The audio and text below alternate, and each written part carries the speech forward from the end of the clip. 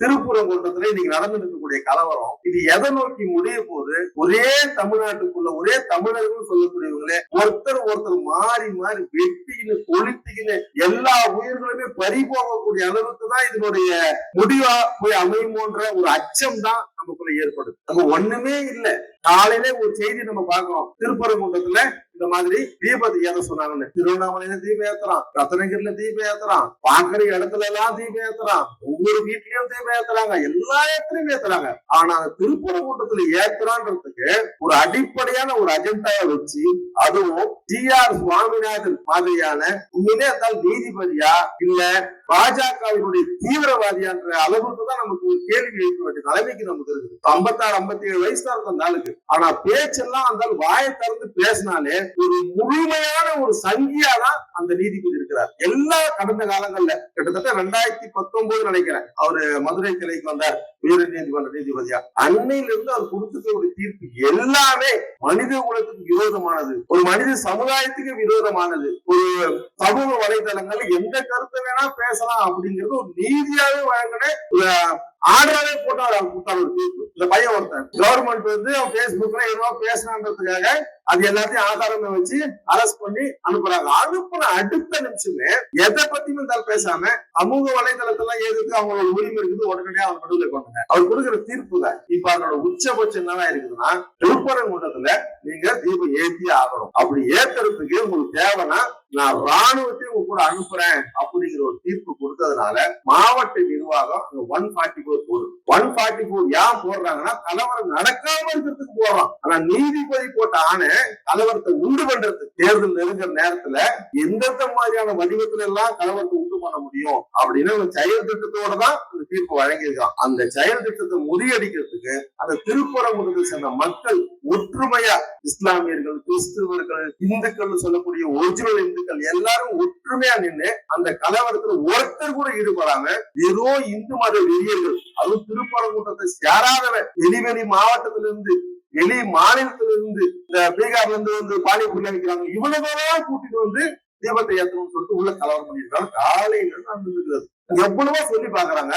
தப்பி தவறி காவல்துறை யாரையாவது அடிச்சு அவளுக்கு ஒரு சேதாரம் உண்டாயிடுச்சுன்னா முழுக்க தமிழ்நாடு முழுக்க பாஜக, அதிமுக உட்பட சட்டம் ஒழுங்கு சீரு குலைஞ்சிச்சுன்னு ஒரு ஆர்ப்பாட்டத்தை பண்றதுக்கு ரெடியா தயார் நிலை இருக்கலாம். தலைவர் அவர்கள் எழுச்சி தமிழர் அவர்கள் கடந்த ஞாயிற்றுக்கிழமை அன்று குடியாத்தத்திற்கு வருகை புரிந்திருந்தார். ஒரு இரங்கல் நிகழ்ச்சி, படத்திருப்பு விழா மற்றும் இஸ்லாமிய நிகழ்ச்சி ஒன்றை துவக்கி வைப்பதற்காக வருகை புரிந்திருந்தார். அன்று இரவு கிட்டத்தட்ட 2.5 மணி நேரத்துக்கு மேலாக இருந்ததால் அனைவருமே கிட்டத்தட்ட தலைவரோடு அன்றைய தினத்தில் பயணித்த அத்தனை தோழர்களுமே பனி, காய்ச்சல், சளி, இருமல் போன்ற அனைத்து துன்பத்திற்கும் ஆட்பட்டுதான் இருக்க வேண்டிய சூழலுக்கு தள்ளப்பட்டிருந்தோம்.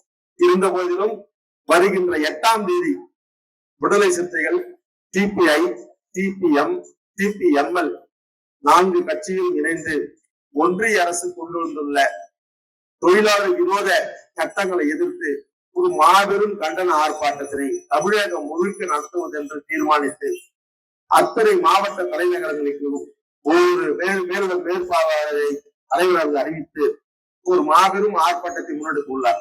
அதன் அடிப்படையில் இன்று 4 மணி அளவில் ஏலகிரி அரங்கில் 5 தொகுதிகள், அதாவது விடுதலை சிறுத்தைகள் இருக்கக்கூடிய 3 மாவட்ட செயலாளர்கள் ஒருங்கிணைந்த மாவட்டமாக அறிவித்து ஒருங்கிணைந்த மாவட்ட செயற்குழுவை கூட்டுவது என்று இதே நேரம் இதே தேதியை நாங்கள் முன்னரே அறிவித்திருக்கிறோம். ஆகவேதான் முன்னதாகவே நான் பேசி செல்ல வேண்டிய கட்டாயத்திற்கு தள்ளப்பட்டிருக்கிறேன் என்பதை தயவு கூர்ந்து பொறுத்தவரை என்னை அனுப்பி வைக்குமாறு பணிவோடு கேட்டுக் கொள்கின்றேன். இந்த தலைப்பு பார்க்கும்போது நம்ம தமிழ்நாட்டுலதான் வாழணுமா இல்ல வேற எங்கேயாவது பீகார், இந்த காசி, இந்த மாதிரியான நகரங்கள் சினிமால பாக்குற மாதிரி நகரங்களை வாழணுமான்றதுதான் இன்னைக்கு காலையில இருந்து டிவி பார்க்கும்போது எனக்கு ஏற்படக்கூடிய ஒரு உணர்ச்சி பழம்பா இருக்குது. திருப்பரங்குன்றத்துல இன்னைக்கு நடந்து இருக்கக்கூடிய கலவரம் இது எதை நோக்கி முடிய போது? ஒரே தமிழ்நாட்டுக்குள்ள ஒரே தமிழர்கள் சொல்லக்கூடியவங்களே ஒருத்தர் மாறி மாறி வெட்டிக்கின்னு கொளுத்திக்கின்னு எல்லா உயிர்களுமே பறி போகக்கூடிய அளவுக்கு தான் இதனுடைய முடிவா போய் அமையுமோன்ற ஒரு அச்சம் தான் நமக்குள்ள ஏற்படுது. நம்ம ஒண்ணுமே இல்லை. காலையில ஒரு செய்தி நம்ம பாக்குறோம், திருப்பரங்குன்றத்துல இந்த மாதிரி தீபத்தை ஏத்த சொன்னாங்கன்னு. திருவண்ணாமலையில தீபம் ஏத்துறான், ரத்னகிரில தீபம் ஏத்துறான், பாக்குற இடத்துல எல்லாம் தீபம் ஏத்துறான், ஒவ்வொரு வீட்லயும் தீபம் ஏத்துறாங்க, எல்லா இடத்துலயும் ஏத்துறாங்க. ஆனா அந்த திருப்பரங்குன்றத்துல ஏத்துறான்றதுக்கு ஒரு அடிப்படையான ஒரு அஜெண்டாவை வச்சு, அதுவும் ஜி.ஆர். சுவாமிநாதன் மாதிரியான உண்மையிலே இருந்தால் நீதிபதியா இல்ல பாஜகவினுடைய தீவிரவாதியான்ற அளவுக்கு தான் நமக்கு ஒரு கேள்வி எழுப்ப வேண்டிய நிலைமைக்கு நமக்கு இருக்குது. 56, 57 வயசு தான் இருக்கும் அந்த ஆளுக்கு. ஆனா பேச்செல்லாம் அந்த வாயை திறந்து பேசினாலே ஒரு முழுமையான ஒரு சங்கியாதான் அந்த நீதிபதி இருக்கிறார். எல்லா கடந்த காலங்கள்ல கிட்டத்தட்ட 2019 நினைக்கிறேன் அவரு மதுரை கிளைக்கு வந்தார் உயர் நீதிமன்ற நீதிபதியா. அன்னையிலிருந்து அவர் கொடுத்துக்கூடிய தீர்ப்பு எல்லாமே மனித குலத்துக்கு விரோதமானது, ஒரு மனித சமுதாயத்துக்கு விரோதமானது. ஒரு சமூக வலைதளங்கள்ல எந்த கருத்தை வேணா பேசலாம் அப்படிங்கிறது ஒரு நீதியாவே வழங்கின ஒரு ஆர்டராவே போட்டார் அவர் கொடுத்தார் ஒரு தீர்ப்பு.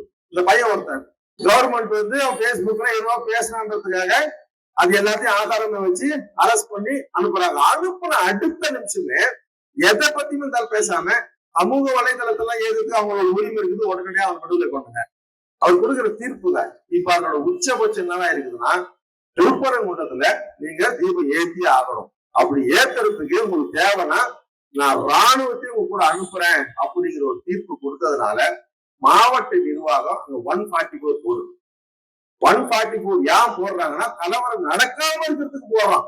ஆனா நீதிபதி போட்ட ஆணை கலவரத்தை உண்டு பண்றதுக்கு தேர்தல் நெருங்குற நேரத்துல எந்தெந்த மாதிரியான வடிவத்துல எல்லாம் கலவரத்தை உண்டு பண்ண முடியும் அப்படின்னு ஒரு செயல் திட்டத்தோட தான் அந்த தீர்ப்பு வழங்கியிருக்கான். அந்த செயல் திட்டத்தை முறியடிக்கிறதுக்கு அந்த திருப்பரங்குன்றத்தை சேர்ந்த மக்கள் ஒற்றுமையா இஸ்லாமியர்கள், கிறிஸ்துவர்கள், இந்துக்கள் சொல்லக்கூடிய ஒரிஜினல் இந்துக்கள் எல்லாரும் ஒற்றுமையா நின்று அந்த கலவரத்துல ஒருத்தர் கூட ஈடுபடாம ஏதோ இந்து மத வெறியர்கள், அதுவும் திருப்பரங்குன்றத்தை சேராதவன் வெளி மாவட்டத்திலிருந்து வெளி மாநிலத்திலிருந்து இந்த பீகார்ல இருந்து வந்து பானிபூரி வைக்கிறாங்க, இவ்வளவுதான் கூட்டிட்டு வந்து தீபத்தை ஏற்றணும்னு சொல்லிட்டு உள்ள கலவரம் பண்ணிருக்காங்க. காலையில நடந்துருக்கிறது எவ்வளவோ சொல்லி பாக்குறாங்க. தப்பி தவறி காவல்துறை யாரையாவது அடிச்சு அவருக்கு ஒரு சேதாரம் உண்டாயிடுச்சுன்னா முழுக்க தமிழ்நாடு முழுக்க பாஜக, அதிமுக கூட சட்டம் ஒழுங்கு சீர்குலைஞ்சிச்சுன்னு ஒரு ஆர்ப்பாட்டத்தை பண்றதுக்கு ரெடியா ஒரு தயார் நிலை இருக்கலாம். ஆனா தமிழக அரசு ரொம்ப சமயோட புத்தியோட ஒரு தாயுள்ளத்தோட அவங்க அணுகி பாக்குது. அதுலயும் காவல்துறை 2-3 பேருக்கு அடியும் படுது. அதையும் சகிச்சுக்கின்னு அது ரொம்ப லாபகமா அது கையாண்டுட்டு இருக்கிறாங்க. எதை போக்குது, எதை நம்மளுக்கு காட்டுது, எதை உணர்த்துது அப்படின்னா 24 மணி நேரமா அவங்களோட எண்ணம், நாடி, நரம்பு எல்லாமே ஏதோ அதிகாரத்தை அடைதல். அது எந்த ஆயுதத்தை வேணா எடுக்கலாம். அது மத வெறியா, ஜாதி வெறியா, ஐடியாலஜியா, எதுவா இருந்தாலும் எல்லாத்துலயுமே ஊடுருவி உள்ள இருக்கிற வாக்குகளை எப்படி நம்ம வந்து திசை திருப்பது, இதை மட்டுமே ஒரு அஜெண்டாவை வச்சு இன்னைக்கு ஒரு 4 மாசத்துக்கு ஒரு திட்டம் போட்டுருக்காங்க. இப்ப தமிழக அரசு அதிகாரத்தோடு இருக்குது. காவல்துறை நம்ம முதல்வர் சொன்னார்னா ஒபே பண்ணக்கூடிய அளவுக்கு இருக்கலாம். ஆனால் தேர்தல் தேதி அறிவிச்சுட்டாங்கன்னா காப்பந்து அரசா மாறிடும். அப்ப காப்பந்து அரசா மாறிடுச்சுன்னா இங்க இருக்கக்கூடிய டிஸ்ட்ரிக்ட் கலெக்டர் தான் இதோட அதிகாரத்துக்கு வந்துருவாங்க. காவல்துறை எல்லாமே தேர்தல் கமிஷனோட அதிகாரத்துக்கு போயிடும். ஒட்டுமொத்த தேர்தல் ஆணையமும் ஒன்றிய அரசோட கையில் இருக்குது. அப்ப இருக்கக்கூடிய தேர்தல் தேதி அறிவிச்சு காப்பந்து அரசு ஆன அடுத்த நிமிஷத்திலிருந்து மிகப்பெரிய சவாலை எதிர்கொள்ள வேண்டிய நிலைமைக்கு ஜனநாயக சக்தியில இருக்கக்கூடிய நாம தள்ளப்படுவோம். இது ரொம்ப ரொம்ப உன்னிப்பா கவனிக்க வேண்டிய விஷயம். எல்லா மண்புழுக்களும் எல்லாமே ஒவ்வொரு ரூபத்துல ஒவ்வொரு விஷயத்துல தங்களுடைய அதிகாரத்தை துஷ்பிரயோகம் பண்றதுக்கு எந்த எல்லைக்கும் போறது தயாராயிட்டான். அந்த அடிப்படையில தான் ஜி.ஆர். சுவாமிநாதன் கலவரத்தை உண்டு பண்றதுக்கு அவனுக்கு நீதிபதின்ற போர்வையில எதெல்லாம் பண்ண முடியுமோ அவன் பண்ற மாதிரி R.N. ரவி என்கிட்ட பீகார் ரவி என்ன பண்றாரு, இவரு நம்மலாம் வந்து கவர்னரையோ இல்ல ஒரு அதிகாரிகளோ எல்லாருமே மரியாதையோடு தான் பேசுறவங்களுக்கு பழக்கம். ஆனா அன்னைக்கு உட்காந்து பேசக்கூடிய அந்த டிவி பார்க்கும்போது அவர் எதை நினைச்சுன்னு பேசுறாரு, தமிழ்நாட்டையும் தமிழ்நாட்டு மக்களையும் இதுக்கு முன்னாடி போராடி அப்பேற்பட்ட தலைவர்களுடைய தியாகத்தையும் எதுவுமே தெரியாம ரொம்ப சர்வ சாதாரணமா ஒட்டுமொத்த தமிழ்நாட்டு மக்களுமே ரொம்ப முட்டாளாகவும் இவர் மட்டுமே வானத்திலிருந்து இறங்கி வந்த தேவ தூதர் மாதிரியும் தமிழர்களே நீங்களா இப்படி இருக்கிறீங்களே, நீங்க ஹிந்தி கத்துக்காம இருக்கு ஏதோ வாய்க்கு வந்தபடிலாம் பேசிட்டு இருக்கலாம். ஆனா அதோட அர்த்தம் கடைசி எங்க போய் முடியுதுன்னா சமஸ்கிருத திணிப்பு. வரலாறுகள் நமக்கு சொல்லிக் கொடுக்கக்கூடியது என்னன்னா திருக்குறளை விட இந்த உலகத்துல பொதுமறை நூல் சொல்லப்படக்கூடிய பைபிள் மதம் சார்ந்த நூல்கள் தாண்டி திருக்குறளை விட எதுவும் சொல்ல முடியாது. அப்பேற்பட்ட திருக்குறள் எந்த காலகட்டத்துல இங்க இயற்றப்பட்டது? களப்பிரர்கள் ஆட்சி காலத்துலதான் நாம படிக்கக்கூடிய அனைத்து இலக்கியங்களும், எந்த இலக்கியங்களும் எடுத்துக்கோங்க, சங்ககால இலக்கியங்கள், 11 கீழ்கணக்கு நூல், 11 மேல்கணக்கு நூல், 50 காப்பியங்கள் எல்லாமே எடுத்து பாத்தீங்கன்னாலுமே ஃபர்ஸ்ட் பேஜ் திருப்பின உடனே கிபி 2ஆம் நூற்றாண்டு, கிபி 3ஆம் நூற்றாண்டு, அதிகபட்சமா கிபி 4ஆம் நூற்றாண்டு. இந்த 3 நூற்றாண்டுகளை தாண்டி வேற எந்த இலக்கியங்களுமே நாம இது வரைக்குமே பார்க்கல. அதுக்கப்புறம் அந்த இலக்கியங்கள் எல்லாமே குப்பைக்கு நிகரான இலக்கியங்கள் தான். திருக்குறள் கலைப்புரர்கள் ஆட்சி. அப்ப கலைப்புரர்கள் ஆட்சி பண்ணிட்டு இருக்கும் போது யாருடா இங்க எந்த மதத்தை சார்ந்தவங்களா இருந்தாங்கன்னு பார்க்கும்போது பௌத்தமும் சமணத்தையும் ஏற்றுக்கொண்டவர்கள் தான் இந்த கலைப்புரர்களா இருந்திருக்கிறான். 1 வருஷம் 2 வருஷம் இல்ல, கிட்டத்தட்ட 300-400 வருஷம் தமிழர்களுடைய கலாச்சாரம், பண்பாடு, நேர்மை, ஒழுக்கம், அறிவியல், மருத்துவம் எல்லாத்துலயுமே வான உயர்ந்து இருந்திருக்கான். அப்பேற்பட்ட கலைப்புரர்கள் ஆட்சிய இந்த பார்ப்பன ஆரிய கூட்டம் என்ன சொல்லுதுன்னா, கலைப்புரர்கள் ஆட்சி இருண்டகார ஆட்சின்னு சொல்லுது. ஆனா இந்த இருண்டகார ஆட்சியில தான் இப்பேற்பட்ட திருக்குறள் வந்திருக்குது. தொடர்களை எதற்காக இதை நான் ஒப்பிட்டு சொல்றேன்னா, இப்பேற்பட்ட சிறப்பான ஆட்சியை குடுத்து இருந்த கலைப்பிரர்கள் வாழ்ந்து இருக்கக்கூடிய காலத்துலதான் பௌத்தத்துக்கும் சமணத்துக்கும் சண்டை வருது. இந்த சமணத்தை ஆரியம் வைணவ மதம் சமணத்தை முதல்ல உள்ள சேர்த்துக்குது. சமணத்தை அழிச்சு ஒழிச்சுக்கின்னு அவனை அரவணைச்சுக்கின்னு கூட சேர்த்துக்கினே தான் பௌத்தத்தை எதிர்க்குது.